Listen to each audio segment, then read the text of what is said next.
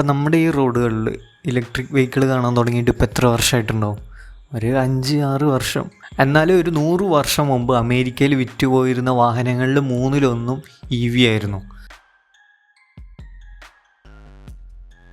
1828 Hungarian engineer അനിയോസ് ജാഡ്ലിക് EVൻ്റെ ഒരു first model കണ്ടുപിടിച്ചു. പിന്നെ 1838 സ്കോട്ടിഷുകാരനായിട്ടുള്ള റോബർട്ട് ആൻഡേഴ്സൺ EVക്ക് ഒരു ഫുൾ ഫോം ആയിട്ടുള്ള ഒരു വാഹനം നിർമ്മിച്ച് 1890 അമേരിക്കൻ കെമിസ്റ്റായ വില്യം മോറിസൺ കുറച്ചുകൂടി മെച്ചപ്പെട്ട ഒരു വെർഷനിലേക്ക് എത്തിച്ചു ഈ EVനെ. 1898 ഈ പോർഷേൻ്റെ സ്ഥാപകൻ ഫെർഡിനൻഡ് പോർഷയാണ് EVൻ്റെ ഒരു അഡ്വാൻസ് ലെവലിലേക്ക് എത്തിച്ചതെന്ന് പറയാം. അന്നത്തെ റോഡ് കിങ് എന്ന് തന്നെ പറയാം. ഇതാണ് ഏറ്റവും സ്പീഡുള്ള വാഹനം ഉണ്ടായിരുന്നത് ആ സമയത്ത്. അന്നത്തെ EVയും അന്ന് ഈ 100 വർഷം മുമ്പ് ഉണ്ടായിരുന്ന EVയും ഇന്നത്തെ EV തമ്മിലുള്ള സാമ്യത എന്ന് പറഞ്ഞു കഴിഞ്ഞാൽ അത് ഓടിക്കാൻ ഇന്നും അന്നും ഭയങ്കര ഈസിനെസ് ഉണ്ട്. പക്ഷേ ഇന്നത്തെ ഒരു സാഹചര്യമല്ല അന്ന് ഈ പെട്രോൾ ഡീസൽ വെഹിക്കിൾ ഓടിക്കാൻ കുറച്ച് ബുദ്ധിമുട്ടാണ്. ഈ വാഹനം സ്റ്റാർട്ട് ചെയ്യാൻ തന്നെ നമ്മൾ ഈ ഫ്രണ്ടിൽ ഹാൻഡ് ക്രാങ്കർ എന്ന് പറയും, പിടിച്ച് കറക്കണം. അതിന് അത്യാവശ്യം നല്ല ബലം കൊടുക്കണം.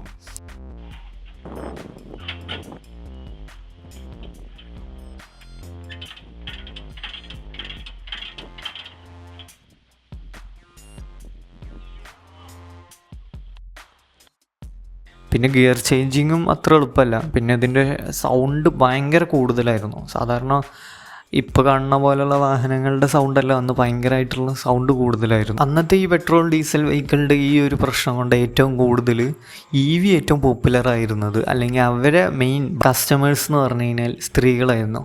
സ്ത്രീകൾക്ക് ഇത് കുറച്ചും കൂടി എളുപ്പമാണ് ഓടിക്കാനും കാര്യങ്ങളൊക്കെ. അതുകൊണ്ട് സ്ത്രീകളാണ് ഇതിൻ്റെ മെയിൻ ഉപഭോക്താക്കളെന്ന് പറയാം. അന്ന് പിന്നെ അത് മാത്രമല്ല, EVക്കായിരുന്നു പെട്രോൾ ഡീസൽ വെഹിക്കിളിനേക്കാളും വിലയും കുറവ്. ഇതിലൊരു ഗെയിം ചേഞ്ചർ എന്ന് തന്നെ പറയാം. 1912 ഹെൻറി ഫോർഡ് ഈ ആദ്യമായിട്ട് EVനേക്കാളും വില കുറഞ്ഞ പെട്രോൾ ഡീസൽ വെഹിക്കിൾ നിരത്തിലിറക്കി. അന്ന് ഈ ഇലക്ട്രിക് വെഹിക്കിളിൻ്റെ 1/3 പൈസ മാത്രം കൊടുത്താൽ മതി ഈ ഹെൻറി ഫോർഡിൻ്റെ മോഡൽ T കാറിന്. നമ്മൾ നേരത്തെ പറഞ്ഞ മാതിരി ഇത് സ്റ്റാർട്ട് ചെയ്യാൻ ഹാൻഡ് ക്രാങ്കറിൻ്റെ ഒന്നും ആവശ്യമല്ല, ഇലക്ട്രിക് സ്റ്റാർട്ടറാണ്.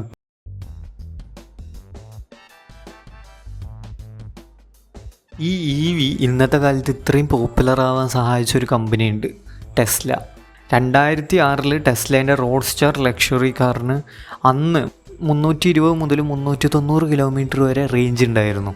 ഒറ്റ ചാർജിൽ 390 കിലോമീറ്റർ വരെ പോകാൻ പറ്റും. ഈ 2020 വന്ന COVID-19 ഈ ഒരു EV സെക്ടറിനെ അങ്ങ് ബൂം ചെയ്തു. കഴിഞ്ഞ 5 വർഷം കൊണ്ട് ഈ സെക്ടറിലൊരു ഡ്രീം റണ്ണ് നടന്നു എന്ന് പറയാം. ഇപ്പോൾ ഇന്ത്യയിൽ ഉൾപ്പെടെ അതിൻ്റെ ഒരു ഇത് കാണാൻ പറ്റും. ഈ ഒരു സമയം കൊണ്ട് ഇലക്ട്രിക് വെഹിക്കിളിൻ്റെ സ്പീഡ് കൂടി, റേഞ്ച് കൂടി, കോസ്റ്റ് കുറഞ്ഞു, ബാറ്ററീൻ്റെ കപ്പാസിറ്റി കൂടി, അതേപോലെ ബാറ്ററീൻ്റെ ലൈഫ് സ്പാനും കൂടി. ഈ 2006 റോഡ്സ്റ്ററിൽ ഉപയോഗിച്ചിരുന്ന ബാറ്ററി എന്ന് പറഞ്ഞു കഴിഞ്ഞാൽ പാനസോണിക്കിൻ്റെ ലിഥിയം അയൺ ബാറ്ററിയാണ് അന്ന് ഉപയോഗിച്ചത്. ഈ ലിഥിയം അയൺ ബാറ്ററിയാണ് നമ്മുടെ ഈ സ്മാർട്ട് ഫോണിലും ലാപ്ടോപ്പിലെല്ലാം ഉപയോഗിച്ച് വരുന്നത്. ഈ ഒരു സമയം കൊണ്ട് ഇതിൻ്റെ ആവശ്യം കൂടിയതോടുകൂടി കൂടുതൽ എന്ത് ചെയ്തു, ഈ ലിഥിയം അയൺ ബാറ്ററി പ്രൊഡ്യൂസ് ചെയ്തു. അതുകൊണ്ട് തന്നെ കുറച്ചും കൂടി കോസ്റ്റ് എഫക്റ്റീവായിട്ട് നമുക്കത് കിട്ടുകയും ചെയ്തു. പിന്നെ ഈ ഒരു ലിഥിയം അയൺ ബാറ്ററിക്ക് ഒന്നും കൂടി ലൈഫ് സ്പാന് കൂടുതലാണ്. ചൂട് കൂടാതിരിക്കാനും എല്ലാം കൺട്രോൾ ചെയ്ത് കൊണ്ടുവരാനൊക്കെ ബെസ്റ്റ് ഈ ലിഥിയം അയൺ ബാറ്ററിയാണ്.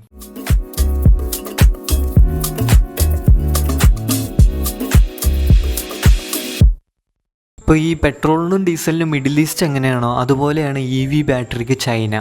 ലോകത്ത് ഇതുവരെ നിർമ്മിച്ച EV ബാറ്ററീസിൽ 70% ചൈനയിൽ നിന്നാണ്.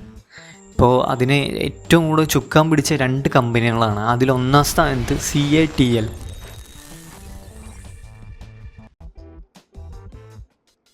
ഈ ടെസ്ല ഉൾപ്പെടെയുള്ള കമ്പനികൾ ഈ കഴിഞ്ഞ 5 വർഷമായിട്ട് ഈ കമ്പനീനെയാണ് EV ബാറ്ററിക്കായിട്ട് ആശ്രയിക്കുന്നത്. ശരിക്കും പറഞ്ഞാൽ ഈ ഇലക്ട്രിക് വെഹിക്കിൾ എൻജിൻ വെഹിക്കിളിനേക്കാളും വില കുറഞ്ഞ രീതിയിലാണ് ചൈനയിൽ നിർമ്മിക്കുന്നത്. അതിന് ഏറ്റവും സഹായിച്ചത് ഈ ബാറ്ററീസാണ്. ഒരു കണക്ക് പറയുകയാണെങ്കിൽ 2010 $1,200 കിലോവാട്ട് അവറിന്. ഇന്ന് $100. അതിൻ്റെ ഒരു അലയോലികൾ ഈ ഒരു ഗ്ലോബൽ EV സെയിൽസിൽ മൊത്തം കാണാൻ പറ്റും. 2020 4% EV കാറുകളാണ് സെയിൽ നടന്നിരുന്നതെങ്കിൽ 2023 അത് 18%. ഇതുകൊണ്ട് ഏറ്റവും കൂടുതൽ ബുദ്ധിമുട്ട് വന്നത് യൂറോപ്യൻ അമേരിക്കൻ കമ്പനികൾക്കാണ്.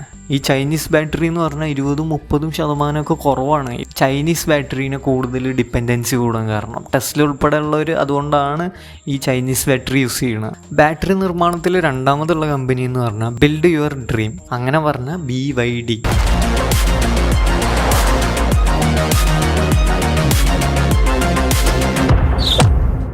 ഒരു കാലത്ത് ടെസ്ലേൻ്റെ കുത്തകയായിരുന്നു ഈ ഒരു ഫീൽഡ്, EV കാർ സെയിൽസിൻ്റെ.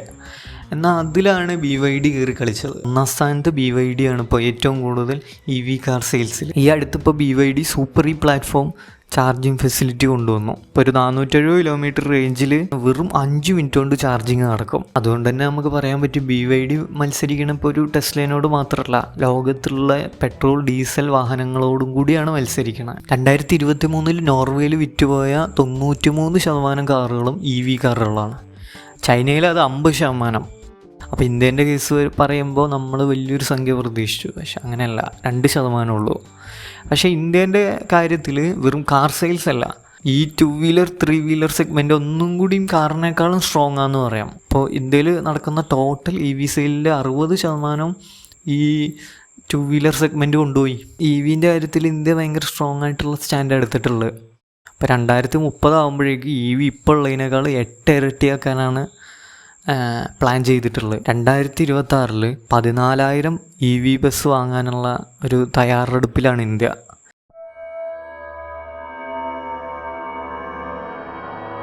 ഈ EV ഇത്രയും സ്ട്രോങ് ആയിട്ട് വരുമ്പോൾ ഉണ്ടാവണം മറ്റൊരു പ്രശ്നം, അതിൻ്റെ ഒരു നെഗറ്റീവ് സൈഡ് എന്നും പറയാം, അതുണ്ടാക്കുന്ന ഒരു ജോബ് ലോസാണ്. പെട്രോൾ ഡീസൽ വാഹനങ്ങളിൽ 2000 മൂവിങ് പാർട്സ് ആണെങ്കിൽ EVയിൽ അത് 20 മൂവിങ് പാർട്സ് ആണ്. അപ്പോൾ അത്രയും പാർട്സ് ഉണ്ടാക്കുന്ന ആൾക്കാർക്ക്, ഇതിന് കമ്പോണൻസ് ഉണ്ടാക്കുന്ന ആൾക്കാർക്ക് 2000 മൂവിങ് പാർട്സ് ഉണ്ടാക്കുന്ന അത്ര ആൾക്കാരെ ആവശ്യമില്ലല്ലോ 20 മൂവിങ് പാർട്സ് ഉണ്ടാക്കാൻ. അപ്പോൾ അവിടെ ഒരു ജോബ് ലോസ് കൺസേൺ ഉണ്ട്. ഇപ്പോൾ യൂറോപ്പിലൊക്കെ 2040 ആകുമ്പോഴേക്ക് 2,75,000 പേരോളമുള്ള ആൾക്കാരെ ജോബ് നഷ്ടപ്പെടുമെന്നാണ് പറയണത്. ഇപ്പോൾ തന്നെ കുറേ കമ്പനികൾ പൂട്ടിപ്പോണ്ട അവസ്ഥയൊക്കെ വരുന്നുണ്ട്. ഇങ്ങനെ എന്ത് സാധനം വരികയാണെങ്കിലും ഒരു വലിയ വിഭാഗം ആൾക്കാർക്ക് ബുദ്ധിമുട്ട് വന്നുകൊണ്ടേയിരിക്കും. അതേപോലെ തന്നെ ഭാവിയിൽ വരുന്നവർക്കോ അല്ലെങ്കിൽ കുറേ പുതിയ ആൾക്കാർക്ക് നല്ല അവസരങ്ങൾ ഉണ്ടാക്കാനും പറ്റും.